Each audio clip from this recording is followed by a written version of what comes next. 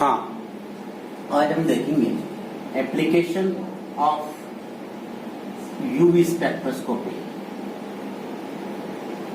Application UV spectroscopy.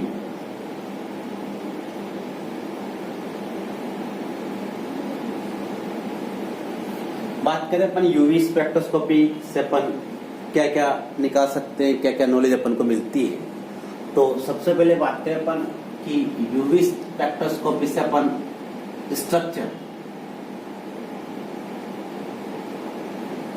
को determine कर सकते हैं।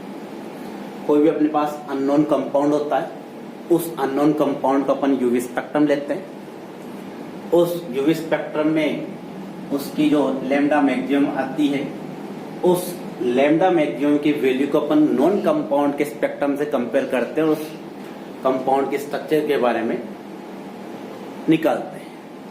जैसे बात करें कोई अपने पास अननोन कंपाउंड है और उस अननोन कंपाउंड का अपन ने यूवी स्पेक्ट्रम लिया और यूवी स्पेक्ट्रम लेने पर उसके लिए लैम्डा मैक्सिमम की वैल्यू अपने पास आई 280 नैनोमीटर।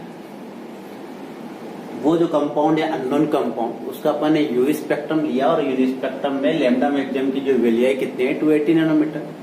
उस कंपाउंड का लैम्डा मैक्सिमम 280 नैनोमीटर आना ये बताता है कि उस कंपाउंड में कौन सा ग्रुप प्रेजेंट है, कार्बोनिल ग्रुप।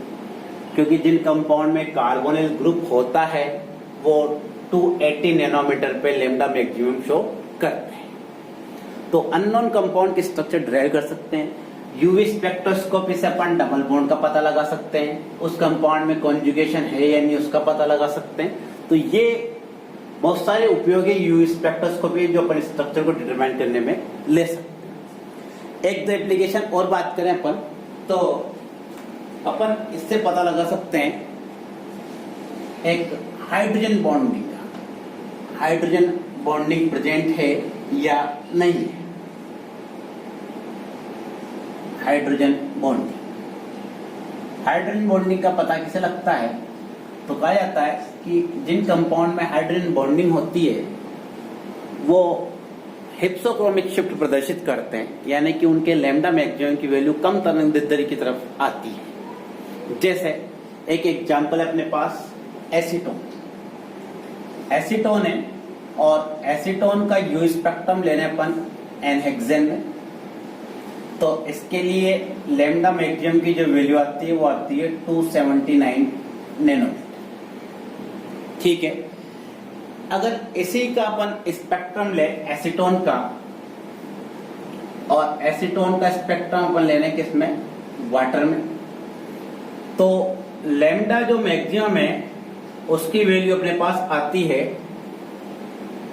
264 नैनोमीटर। तो ये डाटा शो करता है, अपन ने कहा कि जब कभी भी हाइड्रोजन बॉन्डिंग होती है तो यूवी स्पेक्ट्रोस्कोपी में लैम्डा मैक्सिमम की जो वैल्यू है वो क्या शो करती है, हिप्सोक्रोमिक शिफ्ट।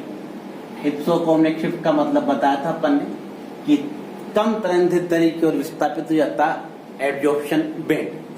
तो यहाँ देख रहे हैं एक की वैल्यू है 279, एक की वैल्यू है 264। वो एसीटोन है, लेकिन एसीटोन पहले किसमें, एनहेक्सेन में लिया तो ये वैल्यू आई, एसीटोन का वाटर में लिया तो अपने पास ये वैल्यू है। तो अपन कह सकते हैं कि एसीटोन जल के साथ क्या बना लेता है, हाइड्रोजन बॉन्ड बना लेता है। तो यहां अपन हाइड्रोजन बॉन्ड की प्रेजेंस का पता करते हैं। जब कभी भी हाइड्रोजन बॉन्ड बनता है तो उसका लैम्डा मैक्सिमम कम तरंगदैर्ध्य पर आता है। ठीक है, तो ये वो अपने पास स्ट्रक्चर पता कर सकते हैं अपन, हाइड्रोजन बॉन्डिंग का पता कर सकते हैं। एक सिस और ट्रांस आइसोमर का भी अपन पता लगा सकते हैं। सिस और ट्रांस आइसोमर का पता लगा सकते हैं। कैसे लगाएंगे? जैसे अपने पास एक कंपाउंड है स्टेबलिन, ये स्टेबलिन का फार्मूला है अपने पास। स्टेबलिन 2 फॉर्म में होती है, एक तो होती है सिस और एक होती है ट्रांस। ये मैंने बना लिया इसकी सिस फॉर्म।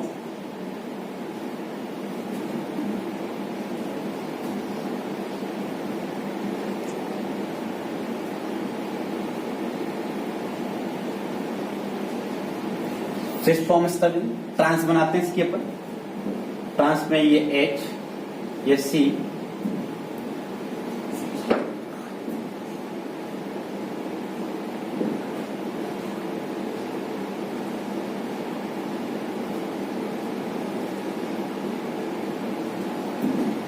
ट्रांस सिस्टम कहा जाता है कि सिस जो स्टेबलिन है उसका अगर अपन यूवी स्पेक्ट्रम ले तो उसकी वैल्यू अपने पास आती है 280 नैनोमीटर, और अगर ट्रांस का यूवी स्पेक्ट्रम ले तो उसकी वैल्यू अपने पास आती है 295 नैनोमीटर।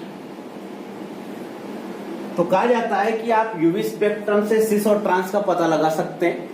ट्रांस जो आइसोमर है उसका यूवी स्पेक्ट्रम के लिए लैम्डा मैक्सिमम की वैल्यू क्या होती है, ज्यादा होती है। तो इसके लैम्डा मैक्सिमम की वैल्यू 280 और इसका लैम्डा मैक्सिमम की वैल्यू 295। तो इसका मतलब ट्रांस आइसोमर कौन सा हो अपने पास, ये वाला जो हाई तरंग दैर्ध्य पर आ रहा है वो ट्रांस आइसोमर है। सिस आइसोमर में होता क्या है, ये कम तरंग दैर्ध्य पर आता है। ऐसा क्यों होता है, कहा जाता है कि सिस से ट्रांस होने में क्या होता है, बैथोक्रोमिक शिफ्ट होता है, तरंग दैर्ध्य उच्च होती है। सिस आइसोमर में दोनों जो फेनिल ग्रुप है, इन दोनों फेनिल ग्रुप में स्टेरिक हाइड्रेंस के कारण स्टेरिक हाइड्रेंस होती है, और स्टेरिक हाइड्रेंस के कारण इसका जो एडजॉर्प्शन बैंड है वो लो वेवलेंथ पर आता है, जबकि ट्रांस में इस प्रकार का कोई स्टेरिक हाइड्रेंस नहीं होता। इस कारण इसका जो एडजॉर्प्शन स्पेक्ट्रम है, एडजॉर्प्शन जो बैंड है वो हायर वेवलेंथ पर आती। तो यूवी स्पेक्ट्रोस्कोपी से अपन सिस और ट्रांस का पता लगा सकते हैं।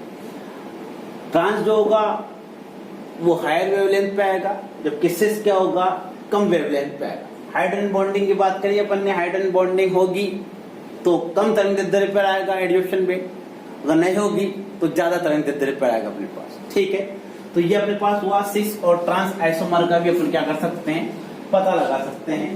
एक नेक्स्ट अपन बात करें, कोई भी अपने पास अज्ञात विलयन है, अननोन सॉल्यूशन है अपने पास, उन अननोन सॉल्यूशन की कंसंट्रेशन का अपन पता लगा सकते हैं यूवी स्पेक्ट्रोस्कोपी से।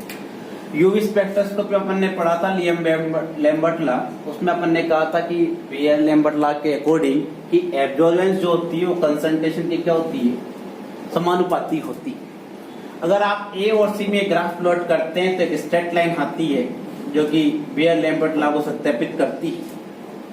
तो अलग अलग सांद्रता के विलयन बनाते हैं, उनकी अपन स्पेक्ट्रोफोटोमीटर से एब्जॉर्बेंस निकालते हैं और ग्राफ प्लॉट कर लेते हैं। कोई ऐसा विलयन है जिसके पास आपके पास सांद्रता अननोन है, ज्ञात नहीं, उसके आपको पता लगानी है, तो आप क्या करें, उस अननोन जो सॉल्यूशन है जिसकी कंसंट्रेशन आपको पता करनी है उसको आप स्पेक्ट्रोफोटोमीटर में रखते हैं और उसके एब्जॉर्प्शन निकालते हैं। उसका जो एब्जॉर्प्शन आएगा, सपोज करो उसका एब्जॉर्प्शन इस जगह आया, तो इस ग्राफ को आप प्लॉट कीजिए, इसके करस्पॉन्डिंग जो कंसंट्रेशन होगी वही उस अननोन जो सॉल्यूशन है उसकी कंसंट्रेशन होगी। तो इस तरह से अपन अननोन कंसंट्रेशन को भी फाइंड आउट कर सकते हैं यूवी स्पेक्ट्रोस्कोपी से।